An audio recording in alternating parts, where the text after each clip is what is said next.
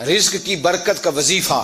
کہتے ہیں ایک شخص حضور کی بارگاہ میں آیا کہ یا رسول اللہ صلی اللہ علیہ وسلم غربت بڑی ہے، بڑا دکھی ہوں، بڑا پریشان ہوں. تو حضور نے وظیفہ بتایا، فرمایا جب بھی گھر جاؤ نا گھر والوں کو سلام کہنی ہے، السلام علیکم. یعنی کب کہنی ہے؟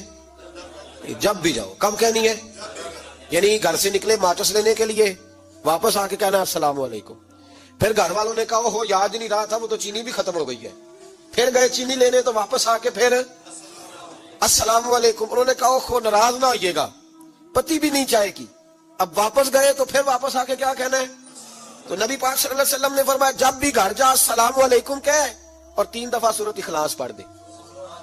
اور سورت بھی وہ بتائی جو سب کو آتی ہے، قل هو اللہ احد اللہ الصمد لم یلد ولم یولد ولم یکن لہ کفوا احد. 3 دفعہ یہ پڑھ دے. صحابی بڑے سیاڑے تھے، بڑے مسئلے حل کرتے تھے ہمارے.